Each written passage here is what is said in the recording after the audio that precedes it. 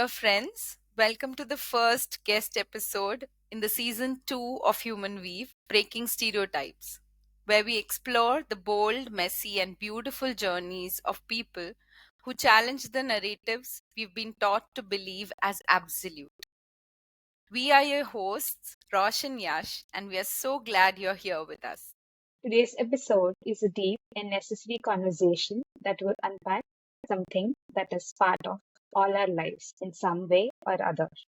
We are joined by someone who not only understands how stereotypes form, but has made it her life's work to help people unlearn the ones that keep them stuck in pain, disconnection, and shame. Amanda Towns is a trauma certified relationship coach with a master's in counseling psychology. She works with self aware, high achieving women to help them rewire insecure attachment patterns and feel truly safe in love.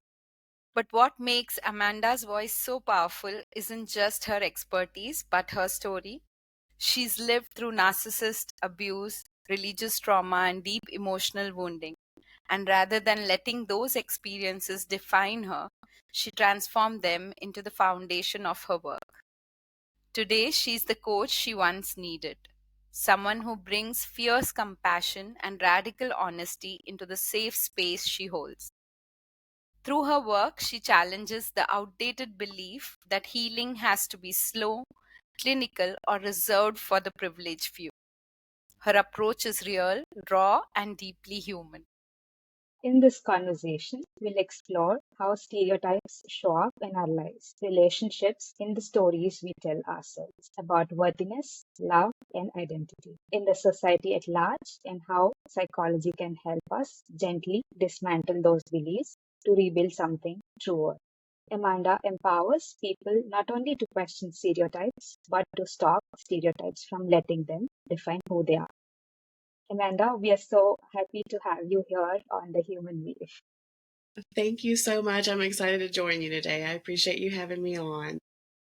Welcome, Amanda. Let's begin with a foundational question. What exactly is a stereotype from a psychological perspective, and how do they form in our minds and our societies?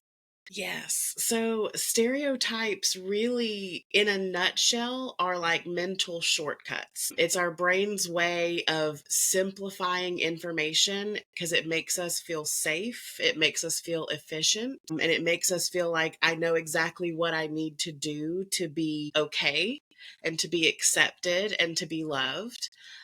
They're often based in like early childhood conditioning. They get reinforced over time by like repeated exposure, and not necessarily facts, but just exposure to the same thing over and over again. A lot of it starts with children who are essentially not allowed to be messy, not allowed to just be children. And so they start to learn, if I'm going to not be in trouble, I have to act this way. I have to fix this. I have to please here. I have to make myself smaller here. I have to not be angry here. And through those tiny little messages over time, we end up building who we are or who we think we are. And really, it may just be a stereotype where we're just believing I'm too much. I have to earn love. I'm broken, I'm not enough, whatever it is, and then we conform to what we feel we need to be in order to be loved. It's wonderful when you define it that way to understand that it's not just a belief, you hold as a value system, but something that you've been conditioned very subconsciously become part of who you are, right? And most times we don't realize we hold such stereotypes. Exactly. Like for me, myself, I thought my whole life that I was like an anomaly. You know, growing up, I'm like, I'm different. Like I'm not somebody who falls into, like, if everybody back in the day, everybody was wearing chevron, like this pattern. And I was like, I refuse, right? I'm not going to be part of the crowd. And at the same time, I was still falling into stereotypes of being a people pleaser, or, but also toggling in and out of being the rebel, like these different stereotypes where I'm like, no, it's like this push and pull, but sometimes we're falling into them and thinking, like, meanwhile thinking we're not, but really we are. Yeah, yeah. And we are calling this a season breaking stereotypes. Beyond the buzzword, what does that phrase really mean to you, both personally and professionally? It means that we don't have to be in a box. Like, one of the biggest things I do with my clients is I tell them first, like, we're going to go through some different topics. There's going to be a lot you're going to identify with. But what I don't want you to do is put yourself in a box and identify with it so hard that you're like, this is who I am, and there's no changing it. Because there's so much, like, we are complex humans. There's so much to us. There's a reason psychology is ever evolving, because we can't just figure out the human condition like in a perfectly checkbox way, because we are so complex. And that's what really makes humanity so beautiful, is how different we can be, and share that with one another if we're not putting ourselves in these little boxes. But our nervous systems love that predictability. Even if the story that we are living out is painful, the brain prefers the predictability to the unknown. But if you can take yourself out of that box, it's almost like taking off painful shoes, right? So, like, we're not all meant to wear the same size shoe or the same shape shoe. But so you're all your life, maybe you're wearing these painful shoes, but you're like, but I know how to wear them. I deal with the pain every day. I'm used to dealing with it. That's what's familiar. And when you take those shoes off, you feel exposed and like, oh my gosh, I'm not protected. My feet are not protected. Like, I don't know what I'm doing. And then once you really allow yourself to settle into that, you realize how much freedom there is there. That gives me a picture of comfort zone and the non-comfort zone. People stay in the comfort zone even if it's suffocating just because it's known, and not really go to where they can expand and grow just because it's unfamiliar. Yes, the brain would always rather the familiar, literally would prefer a familiar hell to a possible unfamiliar heaven. Which totally aligns with the stereotype, right? Even if they're suffocated, they don't want to question it and break through it, but just suffer in the same place. Yeah, because they're used to it. They know how to navigate that brand of suffering. And so it's safer there. They learned over time, if I don't get angry, or if I, make sure that I speak eloquently and don't ever curse, or, like, whatever it is, then I'm safer here. Or if I'm constantly making sure everyone around me is pleased before myself, like the people pleaser, the good girl, like if I make sure everyone's taken care of and neglect myself, then I'm safe. When in reality, you're just shrinking yourself and trying to put yourself in this box that's not you shaped. That makes me question, Amanda, does culture really affects how people internalize their stereotypes? 100%. Absolutely. And it's definitely nature and nurture, right? So it's, what was your mom conditioned into in her system? What was your mom and dad like? What was their stereotypes? What was their trauma? Everything. It can pass down literally through genetics, as well as what you were experiencing in your home culturally. Like the bigger picture here, like, we're definitely getting different messages in different places in the world as far as what we are to be in order to be accepted and loved. And so whatever those messages are is what we tend to fall into. They did a study a long time ago where they like will show different lines on a page, and there's like maybe 10 people in the room and only one person is actually being tested, but that one person thinks everyone in the room is being tested. Okay. And so then they'll show two lines and it'll say, like, which one is taller, right? Which line is the taller one? And if everybody in the room picks this shorter one, then the person who's being tested picks the shorter one too, even if they know it's this one over here, because they'd rather fit in with the crowd. They would rather not rock the boat.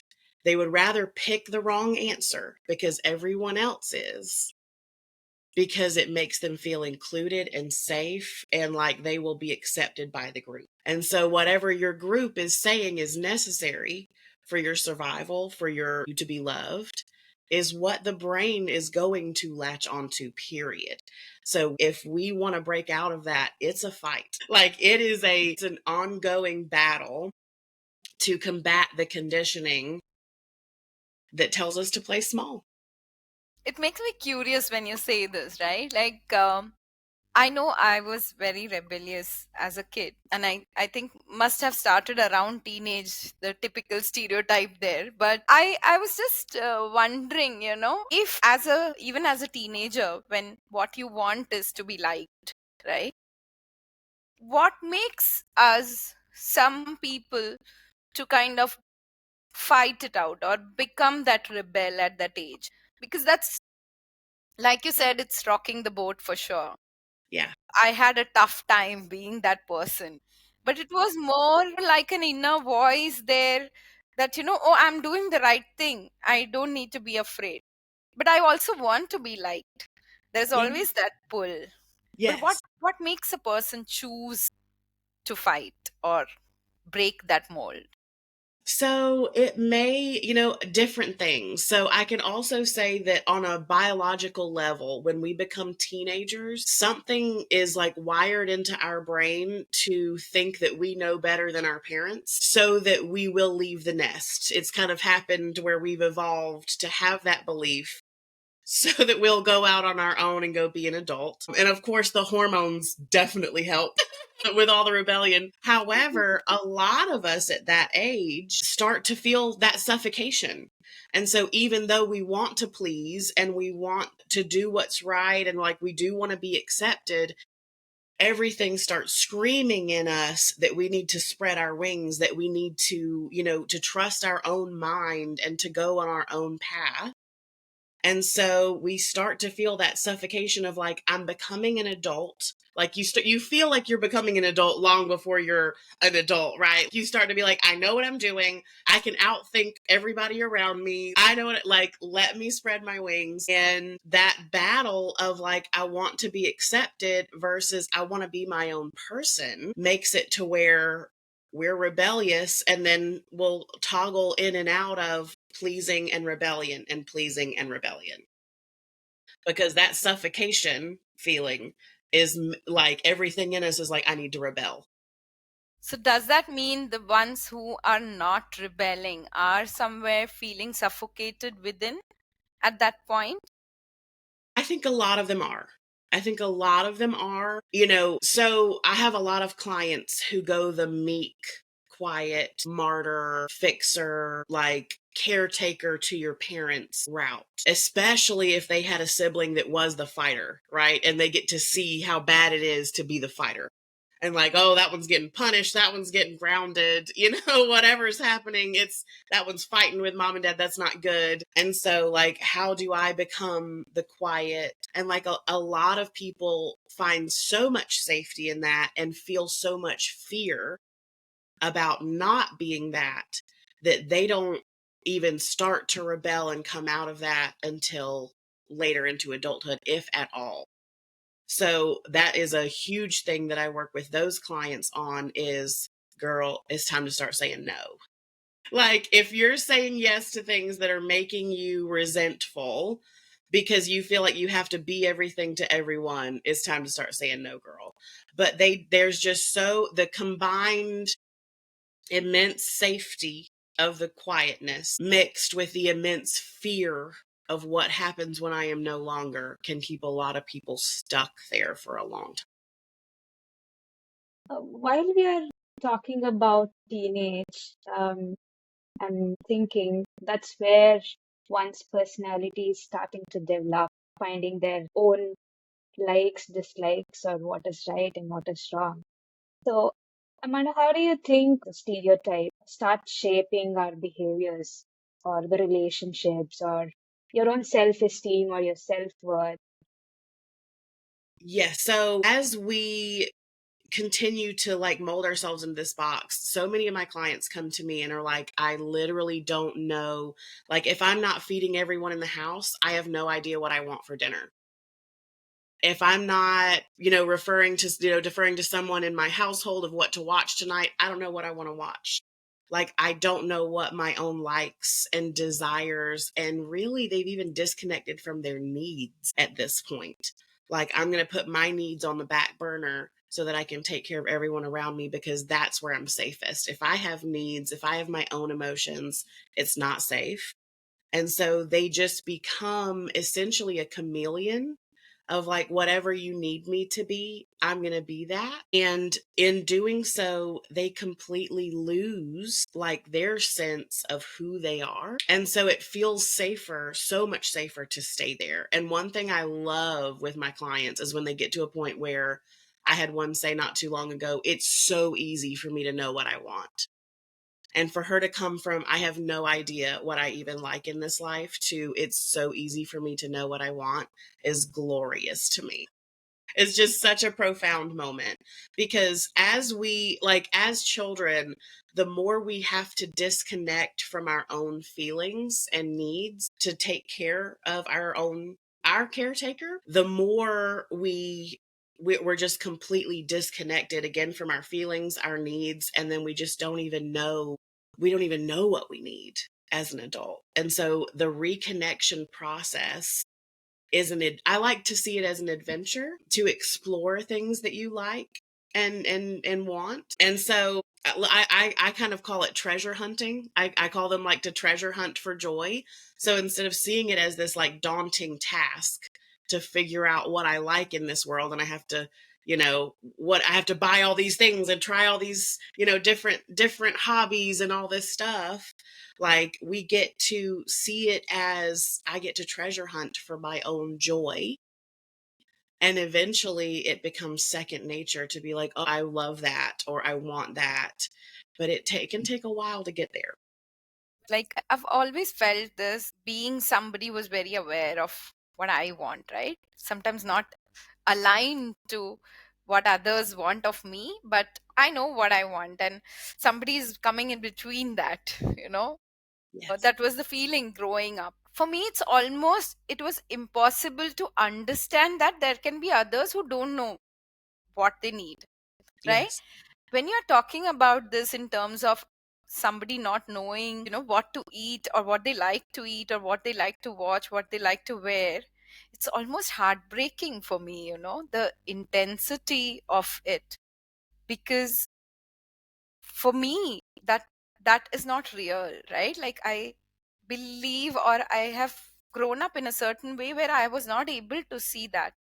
And when you're putting it like this, there is so much more empathy I can feel, how difficult it will be to be in that mold, where somebody instructs. And now I see that, like, so many of them would rather follow instructions than create new rules. Yes.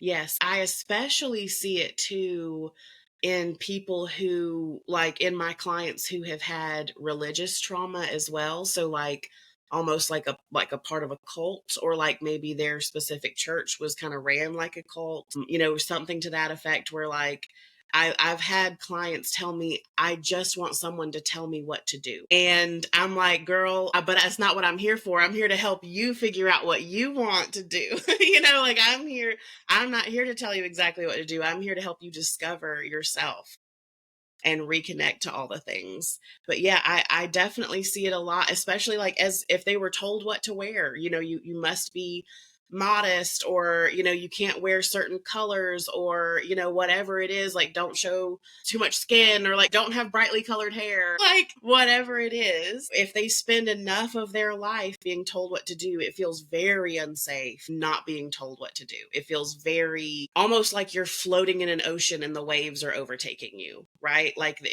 you're just out there, and no one is giving you the step by step of what's going to get you and keep you safe. And so you figuring it out on your own can be terrifying after that.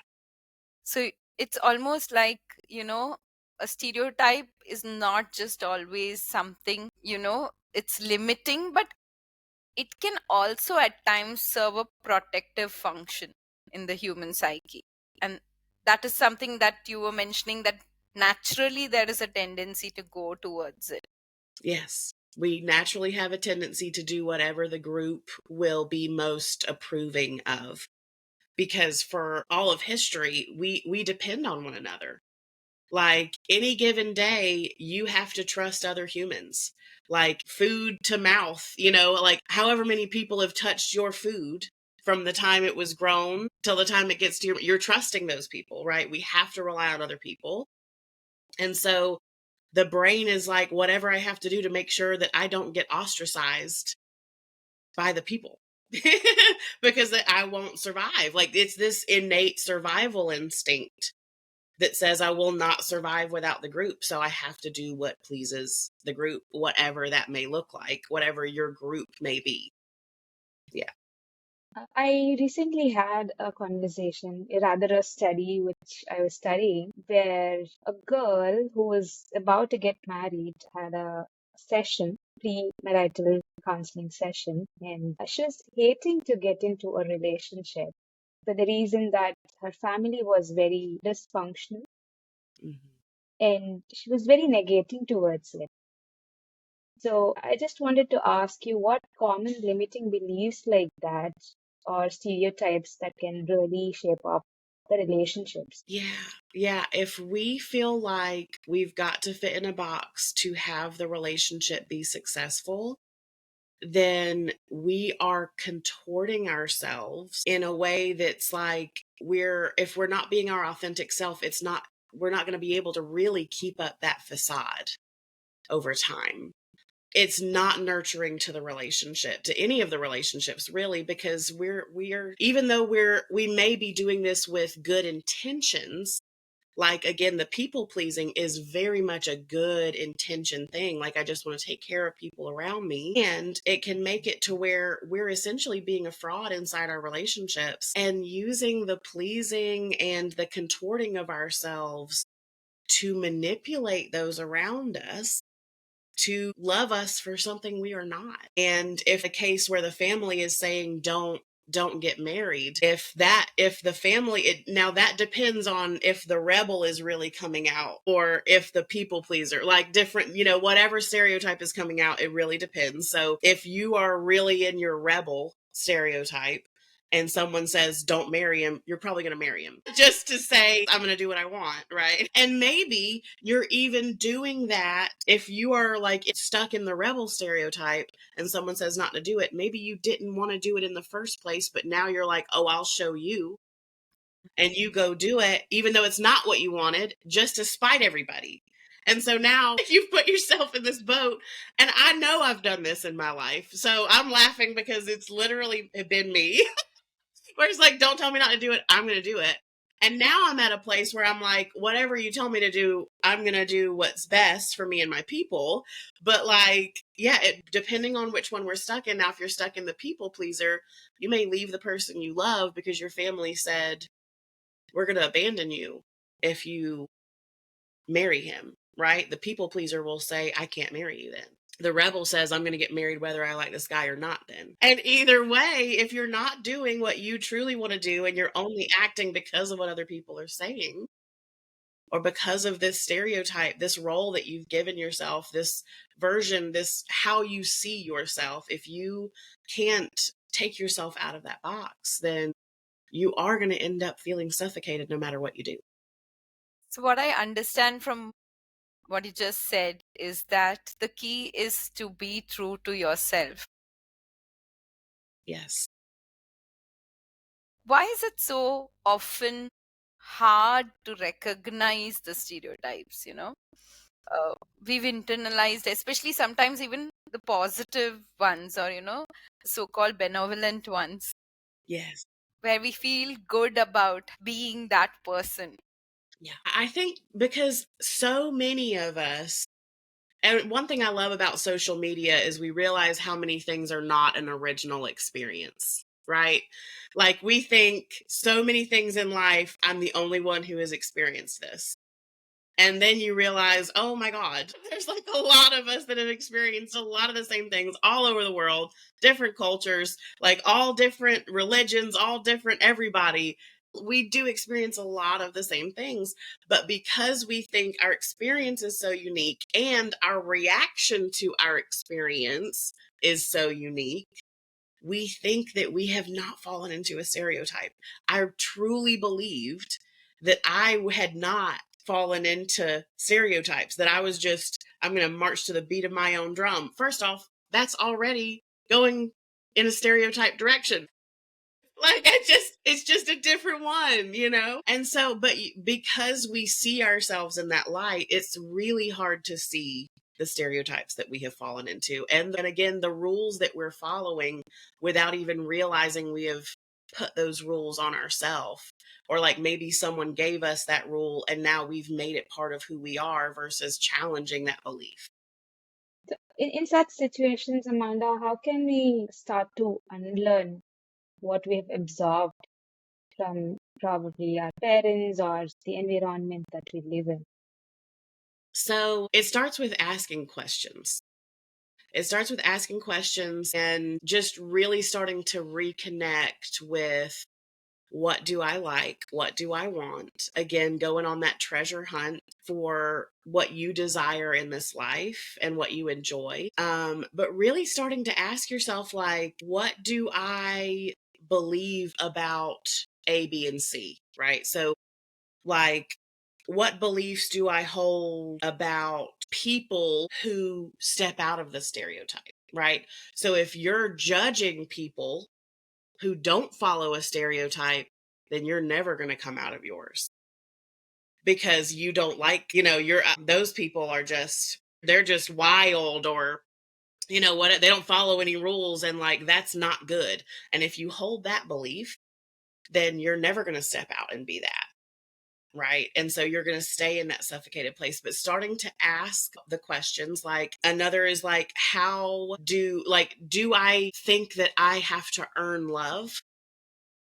And if I do, what do I think that I have to do or be or say in order to earn that love? Because those are the things that you're currently doing that have got you spinning in circles trying to please everybody around you, whether that's by being rebellious or, being that whatever it is, you're trying to please your group. And so, what have I done to earn love? And how can I connect with my innate worthiness of love as I am? Like, the biggest thing is reconnecting to I am worthy of love, even when I'm not people pleasing myself in a hole, like even when I'm not giving more than I have to give, even when I'm quiet and I'm not being the loud rebel. Like, no matter what it is, I am inherently worthy of love. And so I don't have to perform. And it's letting go of a performance, because being that stereotype and thinking we have to fit into that mold is us performing and feeling like if I don't give a perfect performance, then I'm not worthy of everyone's love and they will turn their backs on me, they will abandon me. And the more we can lean into who we are and just being ourselves and allowing people to love us as we are, whoa, the healing that comes from that. Like, just immense life-changing healing comes from really starting to finally be who you are, be honest with those around you about who you are, and that doesn't just mean who you learn to be through your conditioning, but who you want to be, the things that you desire. And yeah, it makes all the difference in the world. Really curious now, there's something that's coming up for me. So when we say to kind of go more deeper into who we are, and that includes the values we hold, right? But from whatever we have talked so far, I also understand the values we hold can also be a byproduct of the conditioning that has come into our life, early life. then how does one really recognize who they are? Because if values are diluted in that sense, and values do become a very integral part of who you are, how does then one kind of align to, who they feel, where they're not performing anymore? That's such a good question.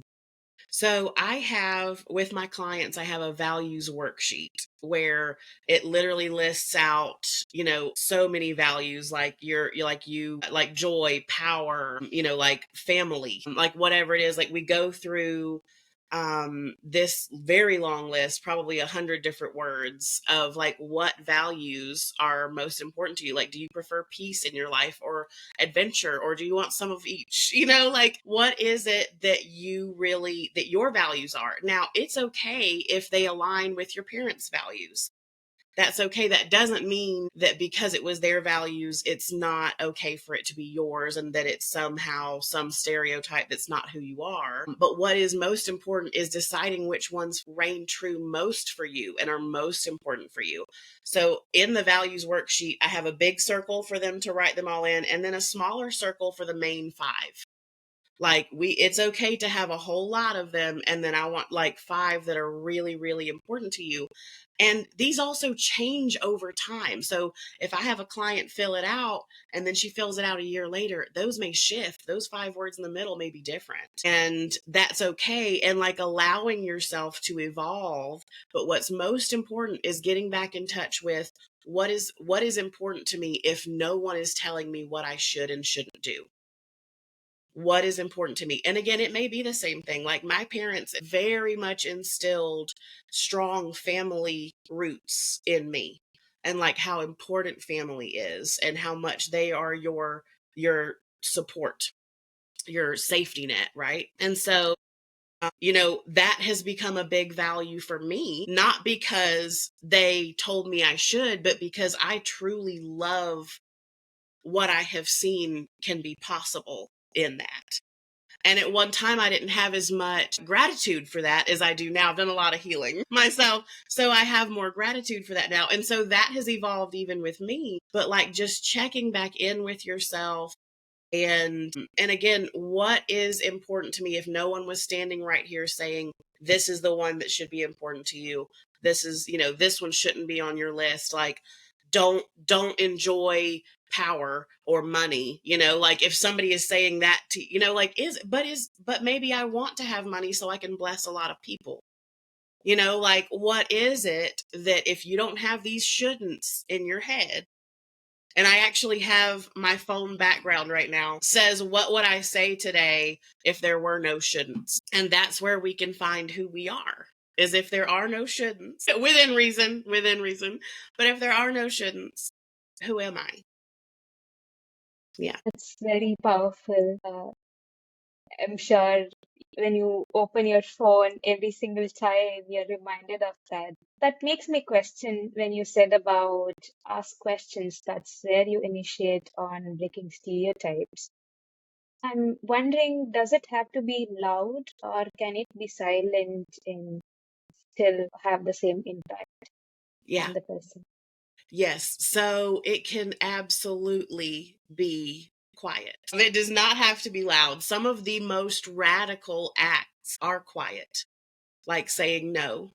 Resting is a radical act in today's world. Telling the truth, just being totally honest with people, or choosing joy over martyrdom, right? Like these don't have to be screw yous, like they get to be, no, this is now my personal choice. Like, and the thing is maybe if you've been quiet all your life, breaking the stereotype needs to be a little loud. But if you've been loud your whole life, maybe breaking that stereotype is getting quiet. Because for me, I was loud. And I told everybody everything. I want everybody to know my thoughts. Like I was I'm going to speak my piece and you're going to understand where I'm coming from. Like I needed to be understood. I needed to be heard. And now part of breaking my own stereotype was not everything deserves a response from me. I don't have to jump into this internet fight. Just because I know the answer or I could shed some light on this doesn't mean I've got to jump in and get into a fight on a Tuesday, like with perfect strangers. So it's all about bringing balance into it and flexibility. And so, again, if you've been loud, if your stereotype has been this loud rebellion, maybe breaking it means being quieter. And again, the opposite for the opposite. So yeah, it's got to be flexible and fluid, and again, not putting yourself in that box. So it can be however it needs to look for each person. I totally resonate with the fluidity of being. When we're saying we're breaking a stereotype, also being aware not to fall into another one.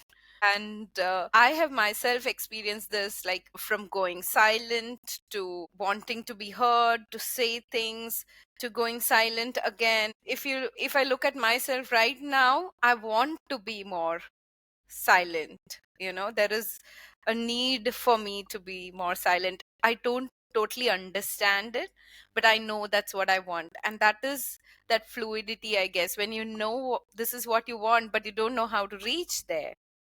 Yes, I love that. Probably just flowing, right? Like when you're fluid, then you're flowing into that area because your vision is towards that. Yes. Yeah, it's taking the rules out of it. And like, what do I feel today? So, maybe I'm gonna like, and also honestly, and I'm very much on like tracking our hormones, because we as women, hormones affect how we think, right? And so you're gonna be a totally different person at one place in your cycle than you are over here. And so checking in with yourself on, what do I need today? What do I need to say today? Like, again, it's getting in touch with your values, your needs and desires, and being that, whatever that looks like, and making sure that you're making those decisions from a place of desire and not fear. So, like, do I desire to be quiet because I'm enjoying the quiet and the peace? Or do I desire to be quiet because I fear what happens when I speak out? So, is the decision being driven by fear or desire? And we follow the desire. That's beautiful way to put it, I guess. You, Amanda, yourself have lived through religious trauma and abuse. How did stereotypes around love or your worthiness or strength show up in your own healing journey? That's a loaded question.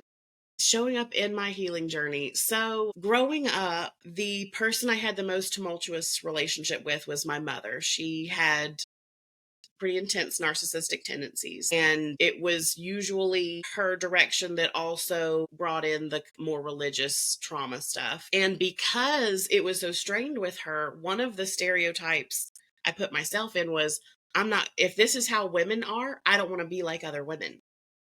So as a child, instead of it being like, I don't want to be like this woman, it was, I don't want to be like women, because I just assume she's my only example, like she's my example. So I don't want to be like her. And so I actually, through that, developed this like ick for myself and women in general, on like, ew, they're too emotional. Ew, they're too controlling. Like, whatever it was that she was doing, I was like, ugh, I can't be that. And really had come to a place where I was judging all women based on one. And so part of my healing journey was embracing my womanhood and my femininity and my ability to feel as strongly as I do, and all the things that I had deemed woman that I didn't want to be. And honestly, doing that has allowed me to finally honestly surrender in my relationship, which has led to a way more powerful romantic connection, because I'm not sitting here hating who I am. Like, I've been able to accept even the parts of me that remind me of her, and, of course, work on what I need to work on, but to really know my self-worth and what I desire, And then, like I said, surrender to that, to a man, all of the things, because I was like, no, I need to be one of the boys for the longest time, like, like, I don't want to be sensitive like that. I want to be like these guys that are laughing all the time, like cutting up with one another and talking shit. Like, that's what I want to do, and so, like, I had to kind of, now, of course, I'm still laughing. Like, I didn't let go of all of it. That's part of who I am. But, like, I have been able to really surrender to this whole other side of me, and instead of shame it. And it has really changed my life for the better, because I'm now able to, like, I'm in this beautiful relationship with a man that I've loved for a decade, and I've surrendered to it, and I'm having the time of my life because I know my own self-worth and what I want and desire and like and all the things, and it has changed everything.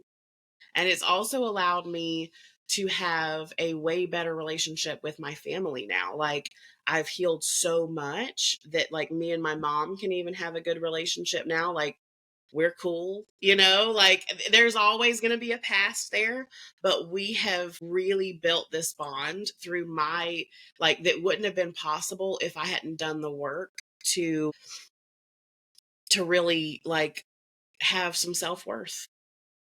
Yeah. Yeah. That makes me curious, Amanda. While breaking stereotype is one set of work for the person, considering the other end, which is getting us into the stereotype, how can we really hold love, compassion for those people who are still living inside of that, which we're trying to break? So I have found the best way to love people who are still stuck in that is number two thing. It's twofold. Love them right where they're at, as if they're going to be that for the rest of their life. Love them just as they are.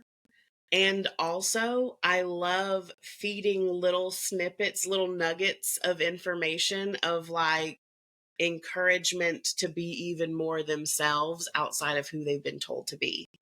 So it's twofold. I'm loving them right where they are, and I'm still going to give them those nuggets of, I would also love you if you weren't that, and if you were even more you. And that takes me to a very beautiful part of our last season, that is stories of connection. When we were doing that when you're able to love somebody just where they are at, maybe you don't resonate, maybe you don't understand at this point, but you're still able to love Yes. and not let go, or just walk away. I Yes. think it builds such a strong connection, right? Huge. Huge. Like, again, with the deepest healing that we can experience when we are loved for exactly who we are at whatever stage we're at, because we're ever evolving. I am not at all who I was 10 years ago, but to continue to be loved, like, as every version of myself, is the most healing thing that I have experienced. And I love doing it for others as well, and watching them bloom. Like, the more people are loved as they are, the more they can really bloom into who they be. I have a question here. I can see, when I'm looking at this, I can see myself doing that with people I already love or I have known for some time, or there are some way I'm in touch with them. What about people we're looking at from a distance? Maybe celebrities or leaders, sometimes organizational leaders where you're working, whom you don't really have a direct connect with. How do we accept them if they are kind of fitting into a certain stereotype that we don't necessarily support or believe in?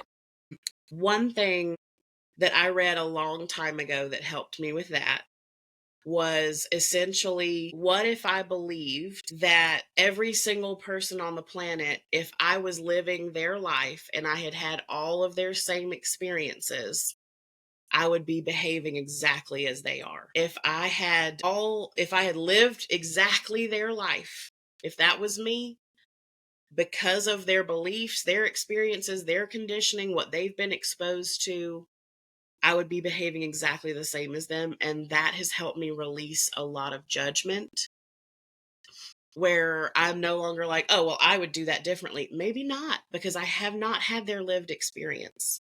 I may not do what Amanda Towns would do if I was this person over here, because I haven't had Amanda Towns' lived experience if I'm them. And so that may, if we're, that's kind of convoluted a little bit, but like I think that that's a good way to release the judgment and have compassion for wherever they're at. And maybe maybe you're looking at someone and they're kind of doing some heinous things, like we've got a lot of leaders in this world right now that are not doing what seems to be best for the majority, the whole. And so trying to have that compassion, and at the same time, again, the twofold compassion while still kind of working on some things, right? Like some things need to be worked on, but trying to have that compassion and releasing that judgment, again, because we're doing the should thing. Like, well, they're that stereotype, but maybe I want them to be another. I want them to fit in a different box, because again, the brain loves boxes. It feels more content if we can put things in a box, especially others. And if we can start to release the shoulds for others, oh my goodness, the amount of freedom I have in my life now, because I'm not trying to control those around me anymore. And I'm just here to love, guide if they pay me to do so. But other than that, if it's not in my circle of control, I'm going to do my best to release the judgment and continue to work on what I can work on. That reminds me of a saying: we see people as we are, not how they are, with our own lenses and perceptions and all the patterns that we are conditioned with. So good. So that really fits in on how we judge people also, and put in to boxes of our own categories, and probably not the categories that they really fit. Yes. Yeah, and so many of us don't realize how biased we can be, and not necessarily biased in a bad way, but like just a lot of us don't realize how much our lived experience is making us have a filter, like the lens, like you said, where we're seeing everything through it. And that's again part of that releasing of the box, is we can release everyone else's. I also realize that sometimes the stereotypes we create are also something that protect us, right?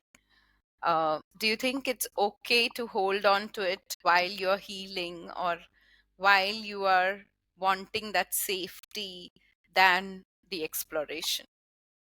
So I think that part of healing, like, I think it's necessary to face fear as we heal. But I also think it's necessary to face that fear in small bites. So if you have been the people pleaser and the caretaker and the martyr your whole life, then you're not going to be able to just stop all of that overnight. It will shock your system. Everyone will get mad at you and you'll freak out, because that was exactly what you didn't want, was for everyone to be mad at you. And so if we can do that in small bites that help our nervous system acclimate to the possibility that I don't have to live that way, then we're going to be much more likely to build good evidence in our brain that it is okay to step outside the box, and actually continue going down that path. If you do too much in the beginning, you'll shock your nervous system so much you'll be deeper in fear for a while, maybe forever. And so doing it in these one step at a time, one little boundary at a time, one day of rest at a time, one little piece at a time. It brings an image of entering cold water to me, You can't just jump. I mean, at least I can't jump into a cold water. I have to like throw a little bit, sprinkle a bit, feel the cold, and then slowly enter the water. And then once you're in, you are comfortable. Yes, now the water feels good. But if you just jumped in, you'd be like, like it's going to shock your whole system. I want to get out now. Give me my towel, but like a little bit at a time. And it's refreshing. Yeah. Like in therapy, we call it desensitization, testing your waters. And I think we do it with jumping into pool also, right? We take shower before and then we jump into the pool. So what's, Amanda, according to you, can one do or has to do to outgrowing that stereotype? So, I think that it's what's really important. And again, I tell all of my clients, like, so for example, I talk a lot about attachment styles and moving from an insecure attachment to a more secure attachment. And of the insecure, there is anxious, avoidant, and disorganized. And a lot of people want to latch on and be like, I am anxious attachment, like I am an avoidant, when in reality, like, we all toggle in and out of those different things. Like, we may lean more in one way, but we're gonna deal with every one of those patterns at some point or another. And so if we know how to deal with all of it versus our one box, because if you latch on, again, the brain gets so latched on to things. So a lot of people that I see come to me with like a diagnosis, for instance, if they come to me and they've been told they've got complex PTSD or borderline personality disorder or like depression, bipolar, those sort of things, then they feel less likely to heal from it because they've identified with, I have this, I am this. And so I tell them from the start, you are a complex human and you don't fit in any box. The only box you fit in is a U-shaped box, and it doesn't fit anybody else. Like, we're all so different. And so coming out of the I need to be attached to one thing or another, I don't have to be any one thing to be loved. And I get to, again, make it an adventure and like a treasure hunt for who I am. And it gets to be like reframing it as this treasure hunt to freedom versus this scary as hell like, this I don't know, whatever trip you're going to take, this just super scary thing to do. Instead of it being daunting, it gets to be this adventure of discovery. Like when we were kids, like when you're kids, if you were able to, and a lot of kids haven't been able to, but if you were able to like use your imagination and like you've got all these different toys, and maybe you, like, my brother had Hot Wheels cars and I was the Barbie and doll girl, of course. But my brother with his cars, we gave them names. We made them families too, right? We're thinking outside the box, right? And so if we can get back to the outside the box, I don't have to be, because as small children, there's a reason why we have to be like, whoa, that's not acceptable in public. Or like, hey, well, don't say that. There's a reason, because they don't have a box yet. They haven't been put in a box yet. And so they're just like, whatever I want to do is cool. Like, like, it doesn't matter that I just told everybody your business in the grocery store. And so if we can tap back into that, because it was there in us, if we can tap back into that like non-existence of a box, then we can really discover who we are and be free. Amanda, about rather than labeling or putting ourselves into boxes saying, I am this, does it help if we reaffirm and reiterate saying, I am experiencing this at this point and it can change? Yes, 100%. And that's really how I have a lot of my clients. I'm like, let's talk different. Let's use different words on this, because it's not that you haven't experienced it. It is valid. You have experienced this. Like, it is, it is something that has happened to you, or, like, kind of like I was sick, right? Like I was, or like I have been versus I am. And just starting to change that wording alone makes a difference. To just literally start saying, like, sometimes depression visits, like, or whatever it is. It's not, I am not depressed. I am not a person who is constantly in a depression or constantly even, at risk for depression. No, like, I'm a person, like, if you want a box, be an overcomer, be the person that overcomes all the other boxes, Yeah. That's such a powerful way to also connect to the now, right? Being very mindful of this moment than, versus past or future, what would be. Just being in the here. And that's another thing that's huge, because a lot of people, especially those with a lot of trauma, have been so either stuck in the past or the future, where it's like I'm anxious about the future and I'm still eaten alive by the past.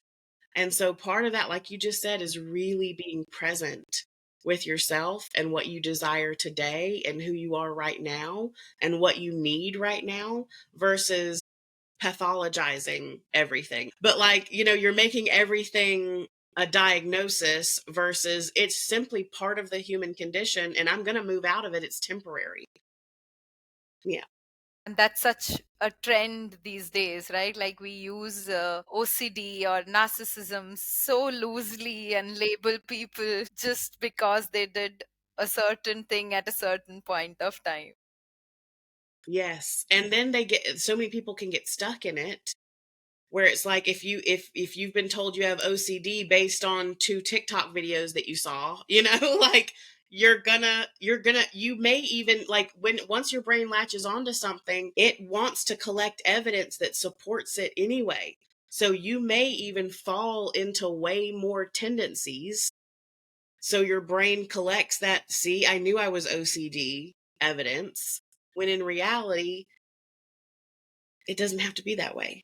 Again, you're so complex, you don't fit. You're not going to fit in a box. Yeah. Yeah. And if we can see it that way, then we're way more likely to overcome it. Yeah. What is one stereotype about therapy that you wish more people would challenge or outgrow? Oh, that weak people, it's for weak people. I very much, was raised around, like, we don't need that. Don't air out the family's dirty laundry, go to church, whatever it is, don't do that. And it's for people who just can't handle life.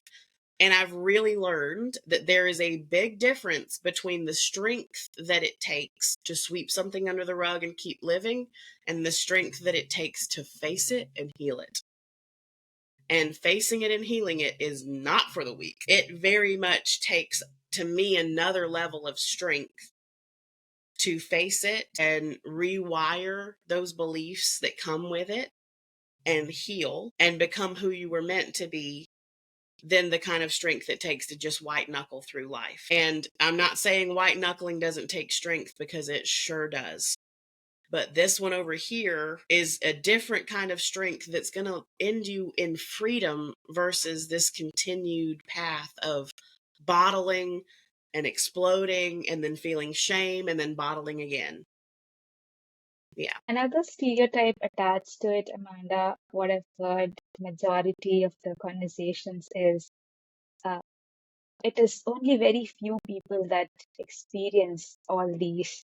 That can be depression, trauma, or any kind of abuses. What do you have to say on that? Is it really rare, or do you think it's very common? Like we can be experiencing it too and be unaware of it. Mm-hmm. I think it's way more common. Like, that's part of why I think it's really human condition and shouldn't be a diagnosis. I don't think anyone lives their whole life without an episode where they feel depressed. I don't think anyone lives their whole life without some anxiety. Like, I don't think anyone lives their whole life without doing certain things in their life that make them feel safer, like OCD would. I think that all of it is something we all experience. And the fact that we've made it a diagnosis makes the people who experience it a lot feel like they're broken, when in reality, they're just a human and they need to be taught how to deal with what they're experiencing and how to navigate it in a way that's going to be healthier for them, versus making them feel like they're broken with the diagnosis that's going to keep them feeling like, well, I'm just going to keep battling depression my whole life. When in reality, it doesn't have to be that way. Yeah. In my mind, I see an image where about depression, that what you're feeling is a dot, and then there's a bigger circle around it, and that is who you are. And that It's just a part of your experience, Yes. not you. Yes, it's not you. In fact, and I'm working on actually recording it. I have this that I'm working on for my clients where I start them in a clearing in a forest, right? You're in a beautiful clearing in the woods.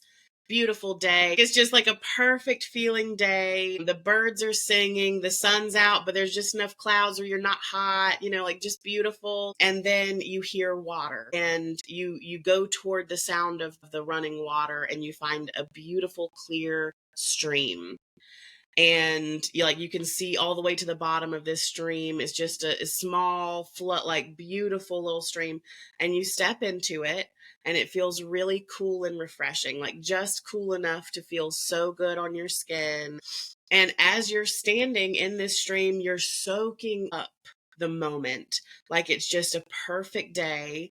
And then all of a sudden you look downstream and you see a pile of leaves that kind of look a little icky on top of the water flowing your way. And that represents our negative feelings. That's the depression. That's the anxiety. And as they're flowing to you, you can panic. You can leave the stream and never come back, and it can ruin your whole day. Or you can sit. You can wait. You can allow them to come, and you can allow them to go as quickly as they came. The stream will continue to pull those leaves, and they will go past you if you don't panic and ruin your day. They will leave. The body itself can only feel the physical feeling that comes with our emotions for up to 90 seconds unless the brain ruminates on it. And so if we do not ruminate, that feeling will be gone out of your body in 90 seconds. And that doesn't mean it won't come back when you think of it again, like grief, right? That's going to keep coming back. But if you simply allow it to pass instead of identifying with it, or like, oh my God, now I've got all these. If you get out of the water while the leaves are right here, you're going to have leaves all over your body. Like they're going to stick to you. But if you simply stand still, observe them, don't freak out, and allow them to pass, you can go back to enjoying your beautiful day in the stream versus the other option. Yeah. Now, do you believe that humor or play or storytelling can be tools for breaking down stereotypes? I know you mentioned visualization right now. Yeah, absolutely. I love storytelling. I love giving like metaphors and analogies that help people connect things. And in my course, the Secure Attachment Blueprint, one of the modules is literally pleasure, play, and laughter. And so, like, that is one of the biggest things is like, I want to help us laugh at the things that maybe even used to take us down. And not in a laugh to keep from crying way, just a laugh because life is absurd. And so if we can find a way to laugh at all of this, that is like to be able to laugh and play can be one of the most healing things we can experience. And so I love helping my clients get back into, and maybe into it for the first time because maybe they weren't even allowed to play much as children, but to get really into the play and the laughter is one of the most healing things that we can do. Yeah. So when you were saying about the pleasure, play, and third one, laughter, um, that reminded me of the stereotype with the age that you shouldn't really do all of these when you're above certain age. I think that the idea that we need to leave play and laughter behind is so harmful. Like, I want to be laughing until my dying breath. Like, I've made it clear that like one of my relationship requirements is if we don't laugh together, we're not a match. Like, we need to be laughing, and I want to be laughing and being silly until the end. Like, I want to be one of those old ladies that wears the crazy clothes and like giant, ridiculous glasses and like, just brings people joy. Like, look at that old lady wearing stuff that old ladies aren't supposed to wear. Like, I want to be that. I want to be the cool grandma that's still laughing and playing and being silly. Like, my partner has a 4-year-old boy, And the other day at the gym, we were killing aliens together. You know, like we're in the gym, like pretending like the floor is lava and then killing aliens from outer space coming in. And I like it, just that reconnecting with that play with him brings me so much joy. And even stuff like I don't, do you know what a roast is? Like when you're making fun of somebody in a playful way and they're like on board with it. I will literally, I've given my clients the homework of them and their partners starting to roast one another, and so they can laugh about stuff they would have previously felt shame about.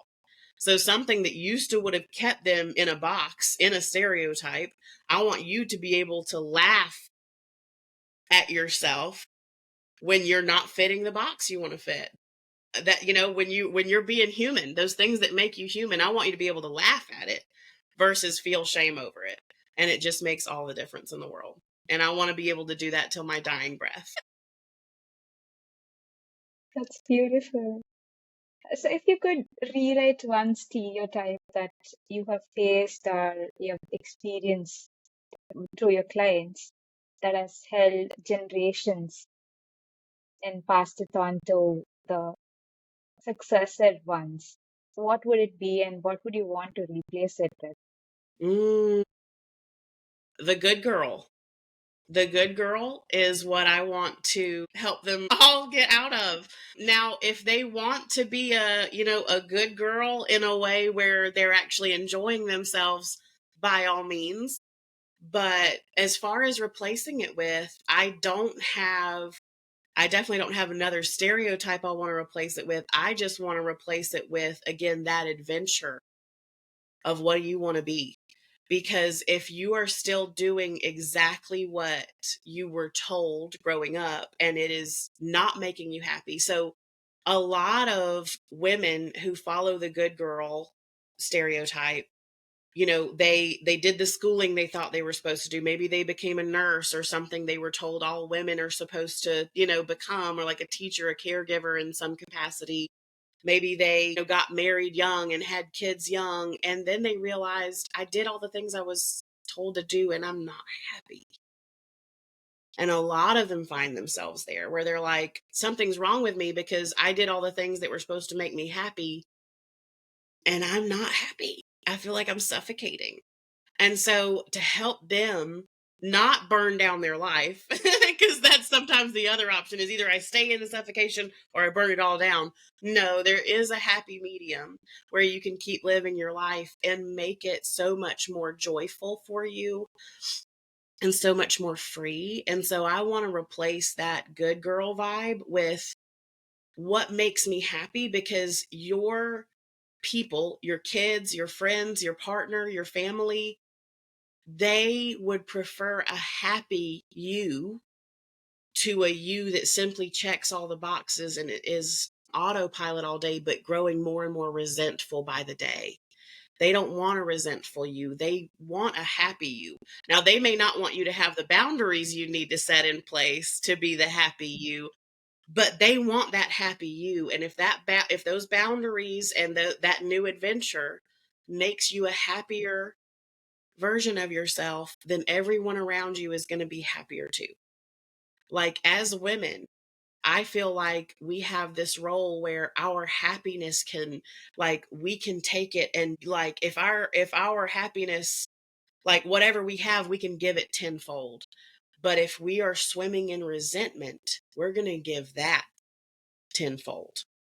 And so if we can figure out what we like, what we need to be happy and be happy, we're going to raise the happiness of all those around us versus this, like, if I do that, I'm selfish. No, they need you to do that so you're happy because they need a happy you. The healthiest kids come from homes where the mom was happy, not where the home was spotless or they went to every single extracurricular in school. You know, like, no, it was where mom was happy. Those are the healthiest. I can totally relate that with the Asian context where women they dedicate their life to upbring the children that they have, take care of the home, and then once their kids are grown enough and they have their own lives, they start to feel very empty, then figuring out, okay, what do I really want? Now Yes. my purpose of nurturing is done and taken care of. Where do I really figure out my identity? Yeah. And like if they can embrace that and find their identity, that's perfect. Like, but otherwise, they may find themselves getting really depressed. They may find themselves getting clingy with their adult children. They may find themselves manipulating to have their children around more, like using the guilt and the more, like grimy kind of feeling to get them back more in your life, like, oh no, I need to, like, if you can embrace the freedom and really pursue what makes you happy, it's also going to make those kids want to come back around more too. Like they want you to, again, they want you to be happy. Like I remember as my grandmother aged, like I don't think she ever really found herself. Like she did what she was told to do. And as she aged, she just became really sad. And like, my purpose is gone because I don't have a husband to take care of anymore. The kids are not here. They're living their lives. And so instead of feeling purposeless, we can pursue things that bring us joy and have a whole, like, life is not over at that point. Like there's so much more out there if you're not being told what you should and shouldn't do. And if we can pursue that and make ourselves happy, it's just, again, it's not selfish because it's literally going to raise the happiness of everyone that we touch. Wow. Amanda, what advice do you have to give someone who's afraid to live outside of this stereotype they've been boxed into, whether it can be their career, relationship, or any sort of identity they've built around their own lives? Yeah. So I think in that case, approaching again with this is an adventure. Like this gets to be an exploration where, again, like I'm treasure hunting for good things that bring me joy. And then also the things that are scary, like saying no, setting boundaries, things like that, that may be tiny. Start small. Start small. Don't throw up walls and block everybody. You know, like start with something really small that scares you. So like I want it to feel like an edge where there's some fear, but not so much fear that you shut down completely.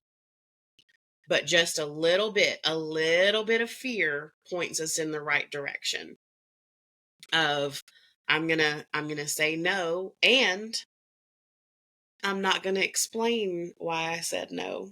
That's scary. The only time I said, like, used to, if I said no, it's because I was already previously engaged, right? Like, if I said no, it's because I already had something else I had to do. But if I'm free, then I must say yes. No, sometimes I need rest and I need a day where I'm not doing anything. So sometimes no is the full sentence. Or I'm sorry, but I can't. And I don't need to tell them why. And that's still scary. That's still scary for me. Like I still have to fight the monster that's like, over explain yourself and tell them exactly why you can't do this or they're going to hate you. Like my brain still tells me that. So just one small step at a time, one conversation at a time, and maybe even telling your people, hey, I'm going to start working on this. So I would love your support. I may start saying no more often, or I may start doing this more often. So it may be something that you feel like is out of the ordinary for me, but I would love your support in it because this is the path I'm on right now where I'm trying to really figure out who I am, what makes me happy, what my desires are, and and part of that includes what I don't want to do. Even if I've been told to do it, maybe I've been doing it for years, but I don't want to do it anymore because it's building resentment and I don't want to do that. I'm volunteering to build resentment in myself when really I should be pursuing what makes me happy. And then when I have a full cup, I can pour into everyone else so much easier and with so much more love and compassion. My yeses are way more valuable when I also can say no. Yeah. And I also believe, even if there is no explanation to the no, if it's just being honest, it's coming from that place where you said, right? Like, today I just don't feel like it. Yeah. And that's why it's a no. Yeah. I think that is also a very compassionate place to come from for the other person, because sometimes, the other one is relying on you for something. And today I don't feel like, but I'm just gonna say a no. The other person is gonna have trust issues the next time they want to ask me something, right? So to be even in the no, to be have that fear of being judged, but still say that, today I just want to rest and I don't want to do anything. But tomorrow I'm gonna come back, or when I feel rested, I'm gonna come back. Yes. Yes, this is not about becoming an unreliable person. Because if any of my family members called me today and they're like, I'm stranded on the side of the road, I'm coming. Even if I did want to rest all day, I'm on my way. But, if it is something again where like we could do it tomorrow and I absolutely need this day, and if I go do this today, I'm going to be pissy all day, right? Like if I go and I help you move today and I'm feeling the way I'm feeling, I'm not going to be in a good mood. I'm not going to be my best self, and that's not who I want to bring into your presence. Like I'm honestly trying to prevent causing damage by saying no, because a lot of the times we're saying yes to things that when we get there, we're going to lash out at people, or we're going to hold it over their head later. Well, I didn't feel like doing it, but I did it. Well, you could have said no. Don't be mad at somebody else for your yes when you could have said no. But again, it's not about not being reliable, and you can have the conversation, where you're saying, I wish I could help today, but I am exhausted and I've got so much on my plate tomorrow. If I could, I would. But I don't feel like I have the capacity today. But next time you need, don't stop calling me. This is just today. This isn't, again, this is not a screw you. This is just today. Yeah. Yeah. Yeah. It's all about the delivery and having the conversation. Yeah. It's been really, shaking kind of a conversation. I mean, it's opened up so much, and we could go on, I guess, for an hour. But Amanda, we would love to thank you for this deeply insightful and very, very grounding conversation, very real conversation. I think so much connected to the podcast Human Weave, where, we want to say that the raw human experience, and that cuts across, people and everything we experience in this life, right? Sitting with you today felt like opening a window to truths we often keep buried about identity, relationships, and the courage it takes to live beyond the stories we have been told. Thank you so much. I really enjoyed this. Your work is absolutely a reminder that healing doesn't have to be hidden or clinical. It can be very honest, joyful, simple, Yes. And on behalf of the Human Weave and all our listeners, thank you for sharing your wisdom, vulnerability, and your compassion. I think it's been one of the most powerful episodes for sure. Thank you. It was my pleasure. Thank you so much for having me. I really enjoyed talking with you guys. Thank you, Amanda. So, for our listeners listening to the episode today, as you reflect on this episode, we invite you to gently explore the stereotypes that you've observed about love, your words, or your identities, or your strengths. Which one are yours to keep, and which ones that you're ready to release and let go. True freedom begins when we stop performing and start belonging, being very authentic to ourselves first. So let's continue this season together while we open our hearts and open our minds. Before we close, I would like to put across a few reflective questions to help you identify, challenge, and begin writing a new chapter in your life. The first one is, what stereotypes have you unconsciously accepted about yourself or others, and how might they be limiting your growth or your relationships? In what areas of your life do you feel most boxed by societal expectations, and what small step can you take toward breaking free from those limitations? And here's one for when someone around you breaks a stereotype you hold. Can you pause and ask yourself, can I stay open, curious, instead of judging when someone challenges what I have always believed? Dear friends, these reflections are an invitation to gently question the stories you have inherited, the roles you have played, and the boxes you have outgrown. We hope this episode sparked something within you, encouraged you to look deeper, and reminded you that living outside the lines can be one of the most powerful forms of self love and love towards humanity. We've come to the end of this powerful episode on understanding stereotypes, what it truly means to break them, and just as importantly, how we can hold space for others for breaking them out. Don't forget to subscribe and tune in to the Human Need for more conversations that challenge, inspire, and connect. Until then, it's goodbye from your hosts, Rosh and Yash. Stay connected and stay curious.